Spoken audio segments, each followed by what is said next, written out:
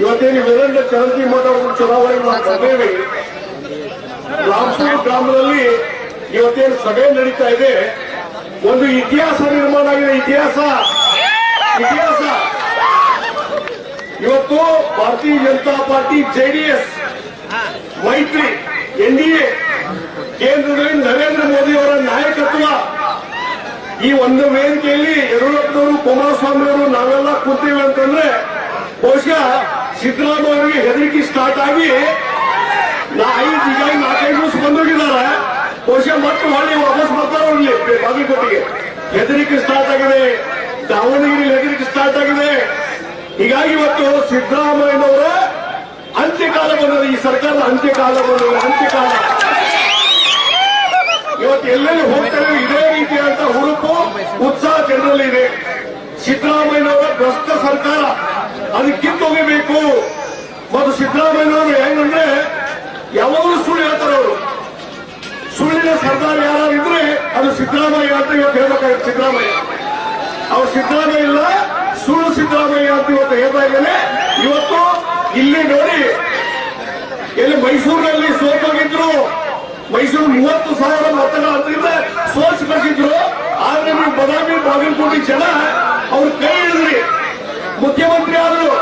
ಆದ್ರೆ ಮುಖ್ಯಮಂತ್ರಿ ಆದ್ಮೇಲೆ ಮೊದಲೇ ಸಲ ಮುಖ್ಯಮಂತ್ರಿ ಆದ್ರು, ಈಗಾದ್ರು ಕಳೆದ 7-8 ವರ್ಷದಲ್ಲಿ ಬಾಗಲಕೋಟೆ ಜಿಲ್ಲೆಗೆ ನಿಮ್ಮ ಗ್ರಾಮಕ್ಕೆ ಇವತ್ತು ಏನು ಕೊಟ್ಟಿದ್ದಾರೆ ಅನ್ನುವಂತ ಪ್ರಶ್ನೆ ಮೇಲೆ ಇವತ್ತು ಮಾಡಬೇಕಾಗ್ತದೆ. ಮೆಡಿಕಲ್ ಕಾಲೇಜು ಮೊನ್ನೆ ಭೂಮಿ ಪೂಜೆ ಮಾಡಿದ್ರು. ಇಲೆಕ್ಷನ್ ಬಂದಿದ್ದು ಭೂಮಿ ಪೂಜೆ ಮಾಡಿದ್ರು. ಅಪರ್ ಕೃಷ್ಣಾ ಪ್ರಾಜೆಕ್ಟ್ಸ್ ಈ ಕೃಷ್ಣಾ ಪ್ರಾಜೆಕ್ಟ್ಗೆ 3ನೇ ಹಂತಕ್ಕೆ ಅಷ್ಟು ಹಣ ಕೊಡ್ತೀನಿ. 75,000 ಕೋಟಿ ಹಣ ಕೊಡ್ತೀನಿ, ಕೊಡ್ಲಿಲ್ಲ. ಪ್ರತಿ ವರ್ಷ 10,000 ಕೋಟಿ ಹಣ ಇರ್ತೀನಿ, ಇರ್ಲಿಲ್ಲ. ಇವತ್ತು ಘೋಷಣೆ ಮಾಡಿದ್ರೆ ಯಾವುದೇ ಪಕ್ಷದಲ್ಲಿ ಹಣ ಇಲ್ಲದೆ ಇವತ್ತು ಅಪ್ರತಿಷ್ಠ ಮಾಡ್ತೀವಿ ಅಂತ ಹೇಳ್ತಿದ್ದಾರೆ. ಹೀಗಾಗಿ ಒಬ್ಬ ಸುಳ್ಳುಗಾರ ಸಿದ್ದರಾಮಯ್ಯ. ಅದಕ್ಕಾಗಿ ನಾನು ಒಂದು ಹೇಳ್ತೀನಿ, ಇನ್ನು ಹೆಚ್ಚು ಮಾತಾಡಲಿಕ್ಕೆ ಹೋಗುದಿಲ್ಲ. ಒಂದೇ ಒಂದು ಮಾತನ್ನು ಹೇಳ್ತೀನಿ.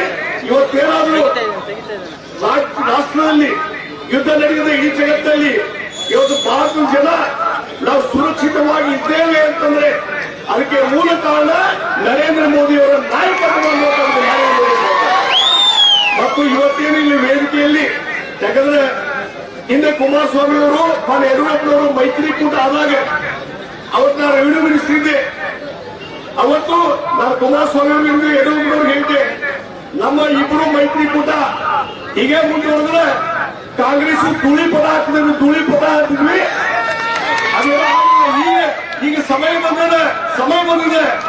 ಇವತ್ತು ಭಾರತೀಯ ಜನತಾ ಪಾರ್ಟಿ ಜೆಡಿಎಸ್ ಕೂಡಿದ್ದೇವೆ ಮತ್ತು ಸಿದ್ದರಾಮಯ್ಯ ಸರ್ಕಾರ ಅಂತ್ಯಕಾಲ ಈ ಒಂದು ಚುನಾವಣೆ ಫಲಿತಾಂಶ ಏನಿದೆಯಲ್ಲ ಇವತ್ತು ಮುಂದಿನ ರಾಜಕೀಯ ದಿಕ್ಸೂಚಿ 2028ರ ಚುನಾವಣೆಯಲ್ಲಿ ಇವತ್ತು ಈ ಒಂದು ಜಯದೊಂದಿಗೆ ಈ ಕಾಂಗ್ರೆಸ್ ಸರ್ಕಾರವನ್ನು ಮರುಕಳಿಸಿ ಇವತ್ತು ಅಲೈನ್ಸ್ ಎನ್ಡಿಎ ಸರ್ಕಾರ ಇವತ್ತು 28ರಲ್ಲಿ ಅಧಿಕಾರ ಕೊಡುವುದು ನಿಶ್ಚಿತ ಅನ್ನುವಂತ ಮಾತನ್ನ ಈ ಸಂದರ್ಭ ಹೇಳ್ತೀನಿ. ಅದಕ್ಕಾಗಿ ವೀರೇಂದ್ರ ಚರಂತಿ ಮಾತು ನಿಮ್ಮೆಲ್ಲ ಎಲ್ಲ ಅವರೇನು ಹೊಸದಲ್ಲ. ಇವತ್ತು ಅಭಿವೃದ್ಧಿ ಅಧಿಕಾರಿಗಳು 3 ಸಲ ಶಾಸಕರಿದ್ದಾಗ ಯಾವ ರೀತಿ ಉತ್ತಮ ಕೆಲಸ ಮಾಡಿದ್ದಾರೆ ನಿಮ್ ಕಣ್ಣು ಮುಂದೆ ಇದಾವೆ, ನಿಮ್ ಕಣ್ಣು ಮುಂದೆ ಇದೆ. ಅಂತ ಒಬ್ಬ ವ್ಯಕ್ತಿಯಿಂದ, ಪ್ರಾಮಾಣಿಕ ವ್ಯಕ್ತಿಯಿಂದ ಆರಿಸಿಕೊಳ್ಳುವಂಥದ್ದು ಬಹಳ ಅವಶ್ಯಕತೆ ಇದೆ. ಅದಕ್ಕಾಗಿ ವೀರೇಂದ್ರ ಚರಂತಿ ಮಠ ಅವರಿಗೆ ಬೆಂಬಲ ಕೊಟ್ಟು ಕಮಲದ ಚಿಹ್ನೆಗೆ ಮತವನ್ನು ಕೊಡುವ ಮುಖಾಂತರ ಚರಂತಿ ಮಠ ಅವರು ಗೆಲ್ಲಿಸಬೇಕು. ಬಿಜೆಪಿ ಕೈ ಬೆಳೆಸಬೇಕು, ನರೇಂದ್ರ ಮೋದಿ ಅವರು ಕೈ ಬೆಳೆಸಬೇಕು ಅಂತ ವಿನಂತಿಯನ್ನು ಮಾಡಿ ನನ್ನ